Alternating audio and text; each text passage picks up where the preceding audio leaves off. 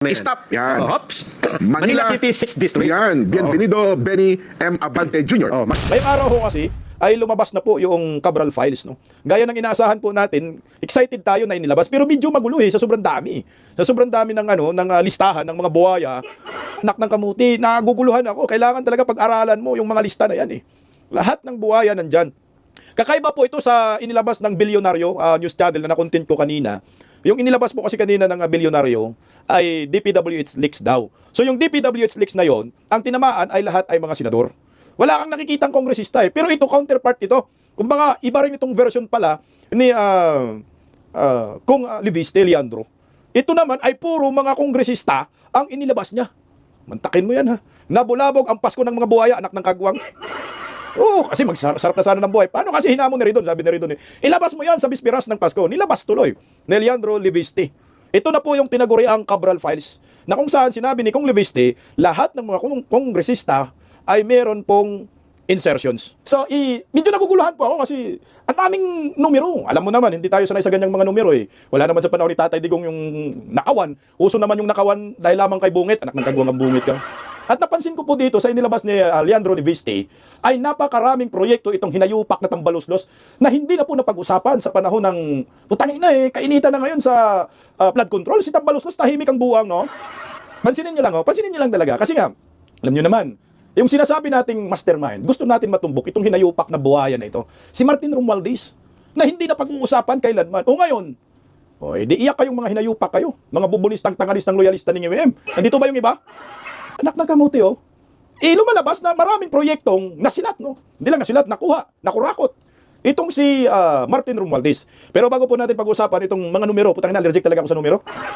Pakinggan po muna natin ang banat ng Net25 para at least paano maintindihan man natin kahit kunti lang ba, jutay. Kahit jutay lang ba? Nasaan ba yun? Sana wag matulad yan dito sa nangyari sa 2025 national budget. Yun na Kasi sa araw na ito, teka lang, patalastas muna. Marami nag-uusapan dyan sa saganang mamayan kanina. Baka daw matulad yung yung pondo ng 2026 na sabi nga nila magpupuyat si Da Junior. 'Di ba naalala niyo na sinabi ni Claire Castro, pambansang tagapagsinungaling.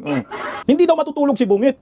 Ngayong Pasko, hindi daw siya magpapasko para lamang pag-aralan itong budget, no. Sa 2026 mantakin mo 7 trillion. Pinakamalaking budget na yan sa kasaysayan ng ating bansa. Only in the Philippines si Bungit ang nakagawa niyan Mga almost 7 trillion. Anak ng kamuti. Kaya magpupuyat siya. Ilang sakong pulburon kaya?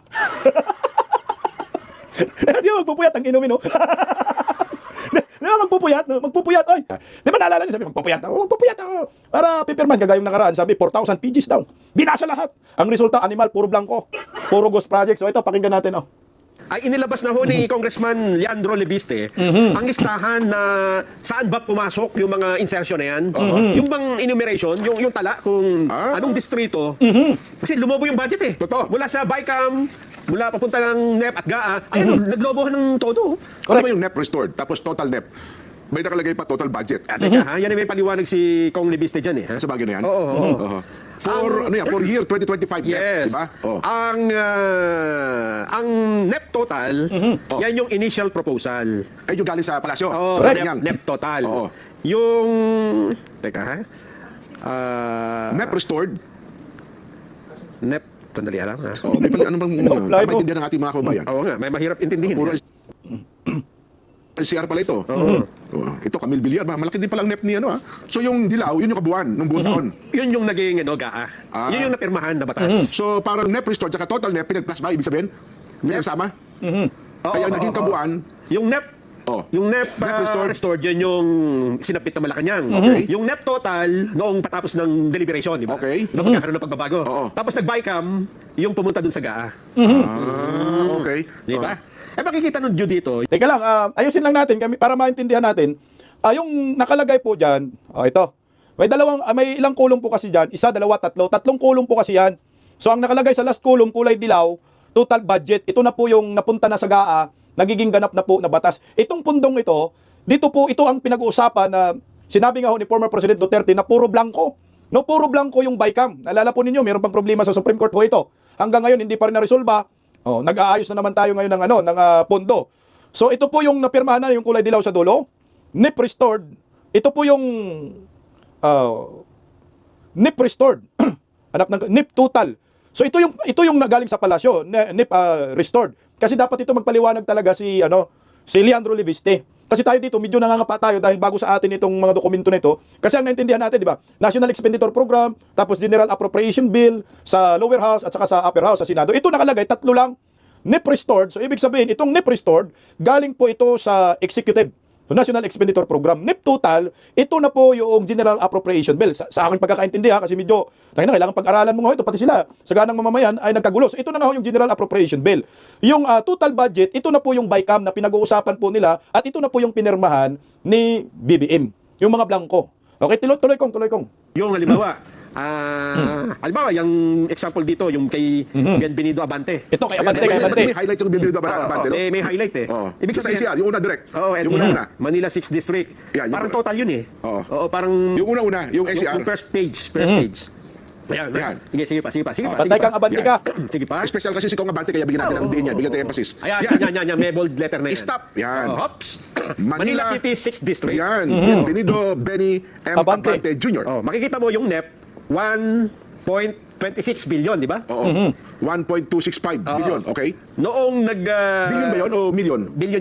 Ganun, billion pala ang computation yan. Kala ko million. Ay, hindi, tama. Billion pala, billion. Okay. Ito rin, medyo naguguluhan rin po ako dito dahil nga, parang sabi ko, parang ang liit, no? Ano natin yung kay Bienvenido, kay Pastor Dila.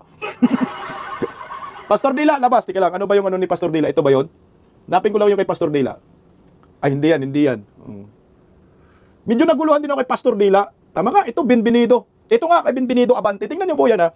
Kasi medyo, sabi ko, bakit ang liit, no? Ang liit ng mga lumalabas. Ito, ang total po na proyekto ni Bienvenido daw, 1,265,154. Ilang proyekto po ito? Ni Pastor Dila, anak ka ng kagwang ang Pastor Dila, sunod ka na, sabi ni Akop. Ito, ilang proyekto to, ha? 1, 2, 3. So, tatlong proyekto, umabot po ng 1.2 billion sa National Expenditure Program. Ito po ay request sa Executive Department.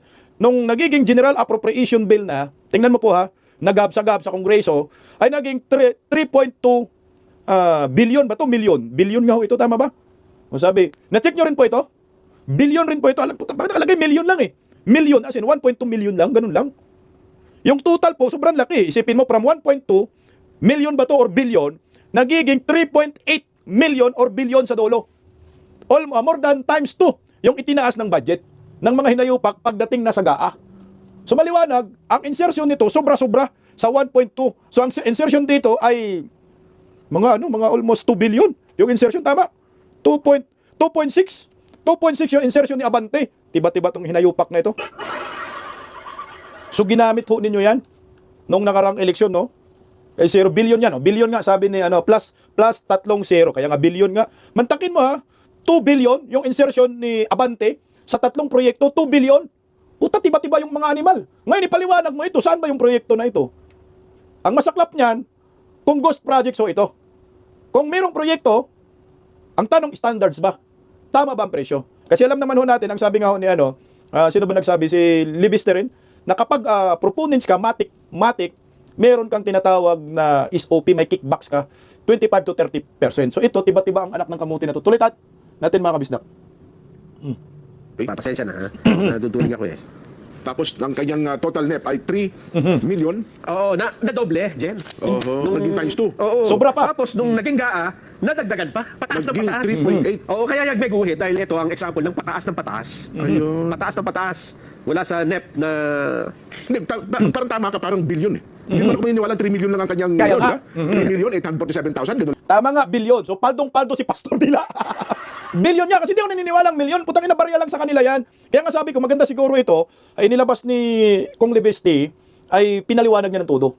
Ito kasi, inilapag niya kasi nga, sabi kasi ni Ridon, ilabas mo yan. Puro ka lang naman dakdak, wala ka namang binatbat. So ginulat sila ngayon, mga buhaya ito ng listahan. Akala siguro nila, nagbibiro itong si Kong Leviste sa mga files na sinasabi niya. So tama nga, billion. So paldo-paldong pastor nga. Tuloy. Wala. Amount in tama, yan, meron sa taas, amount in thousand. So times 1,000 to. Tama nga. So billion ngayon. Billion. Billion. Tama, Tama nga. Yung pagkabasa natin dito Kasi kung sasabihin mo 3.8, baka magbasag ng salamin yan. ano ko? Tama, may guhit. Ayun. So, Correct. from 1.265, naging 3.847. Billion. Lagpas kalahati. Abate. Pero teka lang, yung pagkakagawa ba nito, bakit may highlight? Hindi, bakit nga iba yung pangalan ni Kong Abante? Bakit parang bigla na bold doon? Hindi, parang Binigyan lang ng emphasis. in-emphasize na Pero ito. yung original ito, hindi naman ganon. Hindi siguro. Baka hindi nga, no? 3.6 Parang dyan na yung times. emphasis. Kasi meron din sa iba eh. Ayun. Sa ibang page may ganyan din eh. Parang binigyan ng... Itinotal na. Kasi sa ibaba niya, puro siya, di ba? Binabante, binabante. Itinotal na siguro yan. So, ang dami pala niya, no? NCR.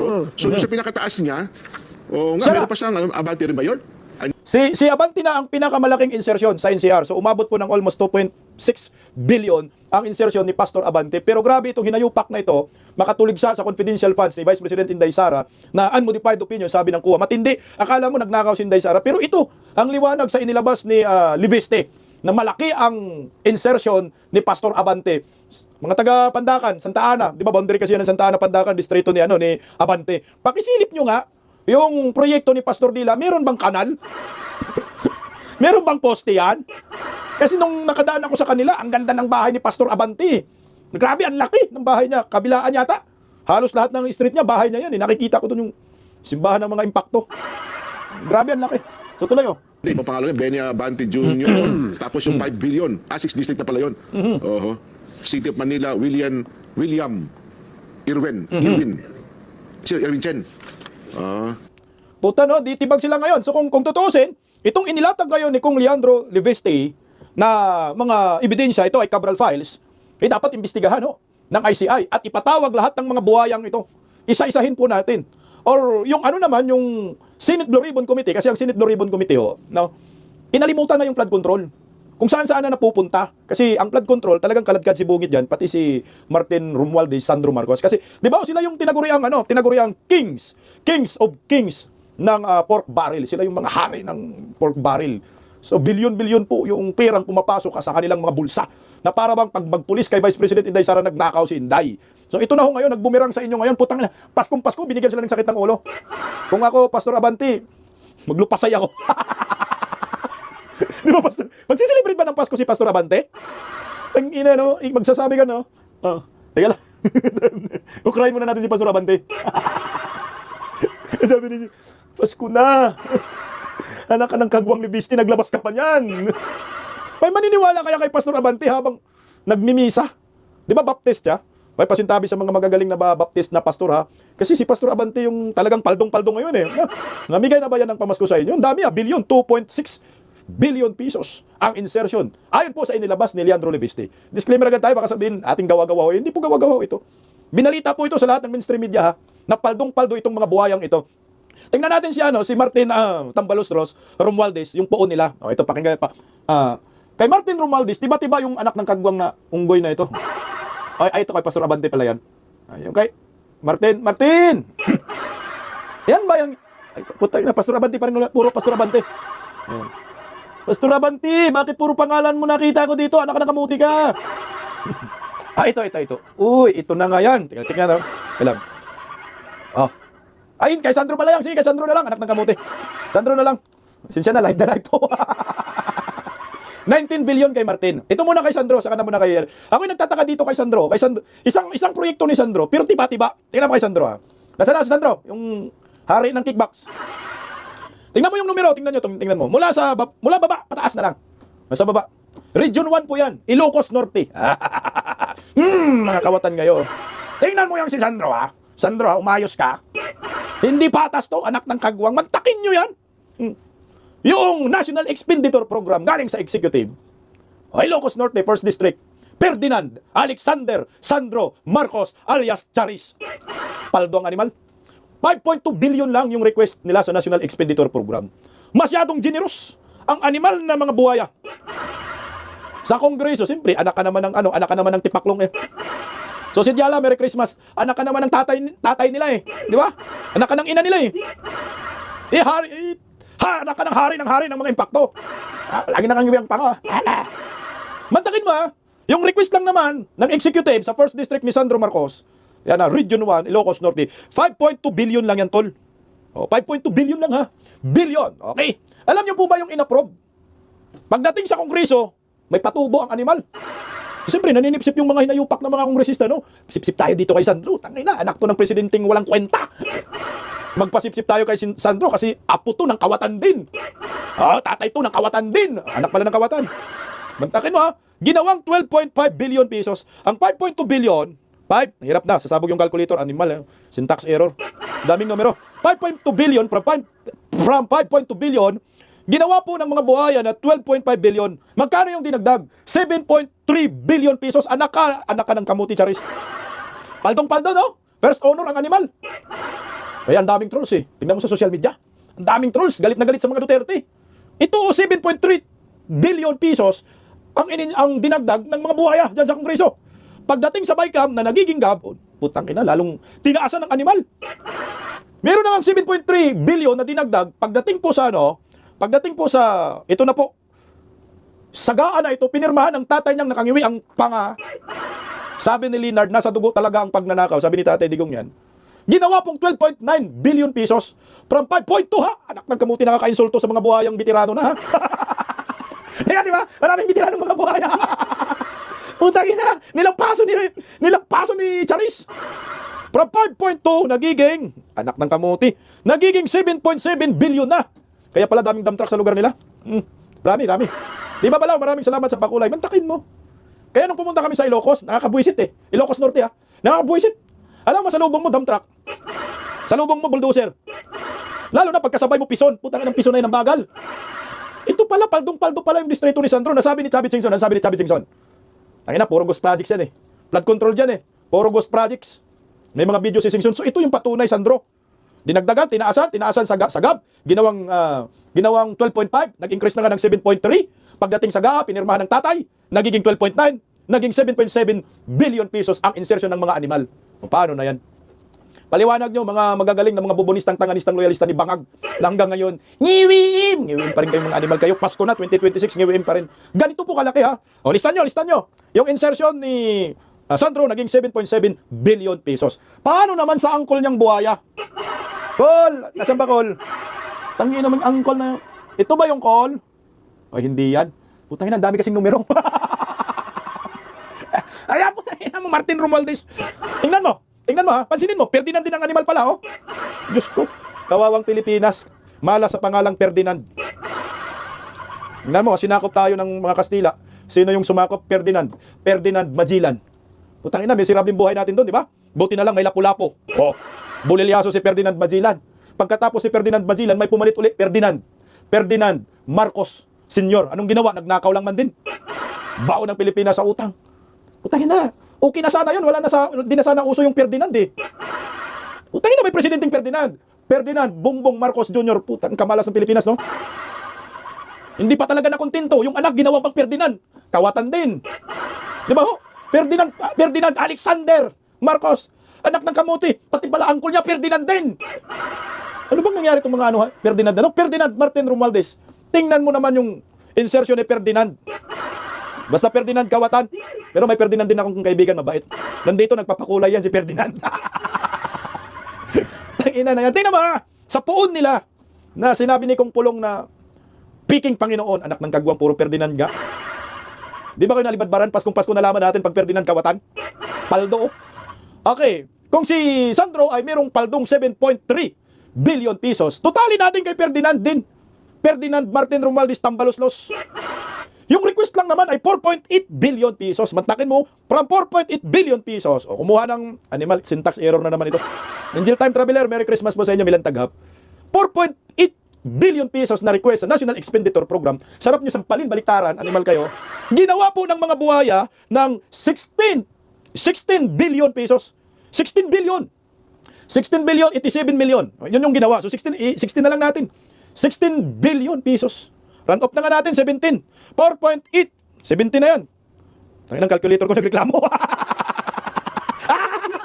Gago. 4.8. List po natin ng 17. 4.8 list ng 17 billion ang insertion ng buhayang angkol ni Ferdinand din, na pinsan ni Ferdinand din, ng pangalan ay si Ferdinand din. Pukin ang ina ninyo. Sabi ni Remy Evangelista, million lang bisdak ata, hindi billion. Billion nga, sabi ng ano eh. Kaya inassume ko na ng billion, dahil sinabi na po ng Net25, billion po plus 3 zero daw. Billion ha, billion. Kaya billion, million lang, hindi sila papayag ng million. Anak ng kamuti na yan. Billion po yan, plus 3 zero po yan. Sabi ng ano, Net25 ha. Ayaw nga saganang mamamayan. Kaya ito, billion po, ito putangin ng million, baka magbasag ng pinggan ng mga yan. Milyon? Tangina, hindi papayag. Hindi papayag mga buhaya mag-milyon lang. Tangina, milyon? Bilyon po yan. Bilyon, ha? Bilyon. Sabi ng saganang mamamayan host, bilyon po ito. Bilyon. Okay. 4.8 yung ni-request ng mga animal. Maraming salamat, Rukia. Oh, thank you so much sa inyo sa pakulay. Merry Christmas. 4.8 billion yung request. Tsaka kamilyon, hindi pwede yan kitang baluslos. Buang kayo. Sasabihin nitang baluslos. Utang ina, Kim Jong-un ng Pinas, milyon lang. Billion po to. Billion mo. Sabi nila, billion po ay 90 nga. Ang billion, kaya ang ginawa ko nila, 3 zero na po yan, plus na daw, sabi na po ng saganang mamamayan. Doon na kami sa saganang mamamayan. Pinapakinggan na po namin ng saganang mamamayan. Billion po yan, hindi daw milyon, sabi ng saganang mamamayan. Pag ma-fake news ako, fake news ang saganang mamamayan, damay-damay na to. Pero hindi talaga pwedeng milyon lang, billion lang. Okay, billion niya, 4.8. So list 17 billion. Ang insertion ng buhaya ay 12.2 billion pagdating sa Kongreso. Pagdating sa GAA, ang anak ng kagwang, hindi pa talaga nakontinto sa 12.2 billion na insertion. Ginawa po nilang from 16 billion to 19 billion. So yung original na budget na request niya ay 4.8, nagiging 19 na ng anak ng kamuti, 19. Kaya round up na natin 20. 4.8, round up natin, gawin natin 20. Tiba-tiba ang angkol na Ferdinand. 15.2. Diyos ko, Ginoo, Lord, ano bang nangyayari sa Pilipinas? Paldong-paldong. Kalahati lang yung pamangkin na si Ferdinand sa angkol na si Ferdinand. Puro Ferdinand Magellan nga. Yung mga kawatan ngayon, ganito tayo binaboy ng mga animal. Anong gagawin ito? Sa bilyon-bilyon na yan. O, ito yung patunay. So tumutugma yung expose ni ng Bilyonaryo News Channel na ang king of pork barrels, kings, ay si Martin Romualdez at sino? Ferdinand. Si Ferdinand. Ayaw tanggap ng mga trolls na yung mga kurakot sa Pilipinas, nagpapahirap sa Pilipinas, puro Ferdinand. Totoo naman, hindi naman fake news yan. Ferdinand naman talaga. Ferdinand Magellan, kinalaban ni Lapu-Lapu, bagsak. Ferdinand Marcos, kinalaban ni Cory Aquino, bagsak. Ito, Ferdinand Bongbong Marcos, the Junior, kakalabanin ni Inday Sara, sigurado bagsak yan. Tingnan mo, Ferdinand Romualdez, anong nangyari? Bagsak na, nagtatago ng animal. O ito na naman si Chares, Ferdinand Alexander, bagsak na rin yan. Hindi pa nakapurma, iyak na. Ang sarap pag-usapan. Itong patungkol sa Cabral Files. O, tingnan mo. Highlights natin muna si Sandro. Sandro, anak ka ng kamuti mo, anak ka ni Ferdinand. Ayan. Basahin lang natin muna yung post niya, pampalamig. Okay. Alam niyo po ba, kung anong sistema, sinasabi ko na ho yung anak ng kagwang na, ano bang klaseng sistema to? Kasi ang abbreviation po, BBM, no? BBM. Sabi ko, ano bang BBM na yan? Kasi nga, sabi ni Leandro Leviste, ang scam na to, ang mapyang ito, ang sistemang ito ay BBM. Sabi ni Leandro Leviste, ito po, basahin ko po, bakit BBM? BBM, buang na buang mo lang. Gurguri na naman tayo, okay. Sabi nila, ito pala ang totoong meaning ng BBM na ginagamit po nila, bukod sa Bongbong Marcos, ito ay ginagamit po nila sa pagnanakaw, scheme sa pagnanakaw. Ang sabi ni Leandro Ligarda Leviste, nakipagpulong ako kay Yusek Cabral sa kanyang opisina noong Hunyo 11. At sumulat ako sa DPWH upang mag-follow up noong Agosto 11. Narito ang mga unang files na ibinigay sa akin ni Yusek Cabral matapos ang aming meeting ng June 11 upang ipaliwanag niya sa akin ang kanyang high-level budget allocation formula. Mantakin mo ha, high na high. Oh, parang si Bungit. Isipin mo yung high level. High level daw eh. Nak ng kamuti na yan. Oh. High-level budget formula. Ganito katindi ang formulang iyan, anak ng kagwang. Butangin na, nawala ako. Okay. Upang ipaliwanag niya sa akin ang kanyang high-level budget allocation formula. High-level budget, butangin na pulburon pa more. At ito na yung BBM. At B, unang B, baseline. Pangalawang B, balance. M, management. Ay, hindi pala, manage pala. BBM. BBM Parametric Formula adopted in 2023 Expenditure Program. Ibig sabihin, simula nang maupo si Bungit, gumawa sila ng scam, sistema sa pagnanakaw, mapyang gobyerno, pinangalan ng Baseline Balance Manage. BBM. O ngayon sabihin po ninyo, may kinalaman ang mga Duterte sa flood control ghost projects. Putang ina, na sinasabi ni Leandro Leviste. 2023 inumpisahan nila. 2023, 2024, 2025. Pangatlo na itong ginagawa ho nila. Itong Baseline Balance Management, BBM. Puta, ginago tayo, no? Nasabi nga ho ni Leandro Leviste, lahat ng ahensya ng gobyerno may insertion. Except ang Office of the Vice President. Siyempre, bakit bibigyan nila ng insertion si Vice President Inday Sara Duterte? Kalaban nga ho nila eh. Kaya nga pumipiyok si Inday Sara doon sa insertion. Dahil ayaw ni Inday, di ba yung sa eskwelahan, na gustong mangurakot sila Saldico at Martin Romualdez sa school, pinasok ho nila. Ayaw ni Inday Sara sumakay. Binibira si Inday, ini-impeach nila. 150 million yung impeachment. Samantala ito pinag-uusapan billion, trillion. So yung mga tangang mga supporter ni Bangag, hanggang ngayon bangag pa rin ngayon. Sige nga, bakit ayaw natin parusahan itong mga buhayang ito? Putang ina, delikado yung buhay ni Leandro Leviste. Sa nakikita ko, delikado. Kailangan lang ni Leandro na mag-ingat. Dagdag ka ng security, sir. Bata ka man, matapang talaga yung bata. Pero sabi nga ni Leandro, may habilin na daw siya eh. Sabi na, pag ano daw mangyari sa kanya, ilabas daw. Pero ito nilabas na niya. No? Nilabas na niya. Pero ito agad sinagot ng Palacio de Polvoron. Si Leandro Leviste, pagsiwalat niya ngayon ng Cabral Files. Ito na nga yung sinabi ko. No? Yung, dapat maglabas talaga nito, yung DPWH. Kasi kung si Leandro Leviste, kikwestiyonin ang kredibilidad. Ito na ngayon yung ginamit ng Palacio de Polvoron. Di ba? Sabi ni Leandro Leviste, naghihintay ako na ilalabas ng DPWH itong listahang ito. Dahil sila ang nakakaalam. At binigyan ako ng authorization ni Vince Dizon na bigyan ako ng kopya ni Cabral. So naghihintay siya na ilabas ito ng DPWH na may kopya na rin po ang ICI at yung ombudsman ngayon. So ngayon pinalabas nila. Yung computer nga nawala. O nasan yung computer? Tinurn over na kay Boyeng Remulla. So ang sabi ni Claire Castro, ito na yun. Ito na yung ginamit ho nila para mawasak yung pasabog ni Leandro Leviste ngayong araw. Ang sabi ni Auntie Claire, ang best friend ni Kamuti mo to. Ayan, yung best friend nyo. Sabi ni Kat Vlog, boss, malaki utang ng mga Marcos. Daming kaso yan, hindi pa tapos. Ang kaso nila, nakabinbin pa sa court. Tinanong ko nga yan, sa ChatGPT. Meron pa daw eh. Ito na, agad sumagot si Auntie Claire. Putang na, sira din yung Pasko niya dito ngayon. The palace will only respond to the documents authenticated by DPWH. Anak ng kamuti, Kailangan lang daw sila sumagot sa authenticated by documents galing sa DPWH. Pero sumagot ka.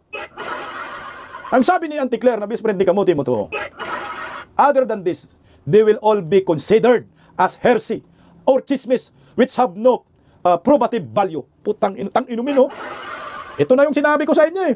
Nung dakdak si Leviste, Leandro, na mayroong Cabral Files. Lahat kayo may insertion. Pati nga't nanay niya, nadali din eh. Sabi niya, mayroon din. So nung hinamon-hamon nyo, si Leviste, ilabas nyo yan, mga putangina, fake nyo siya, ilabas nyo yan. Puro kadakdak. Di ba sabi ni Ridon? Bininggahan ni Leviste si Ridon, 150 billion, 150 million.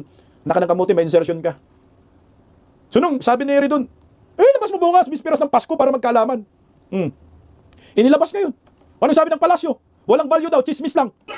Ito na naman talaga tayo eh. Alam mo kasi itong palasyo, basag na. Si Claire Castro, basag na. Ito yung ebidensya, ito yung patunay na galing na ho dyan mismo sa DPWH. Hindi DPWH ang naglabas, si Leandro Leviste, so chismis. Wala na, checkmate na kayo. Pasong-paso na kayo, touch mob na. Ito na yung sinasabi na rin doon, touch mob. Ito na po yun. Hindi po ninyo na touch mob si Leviste, kundi kayong na touch mob.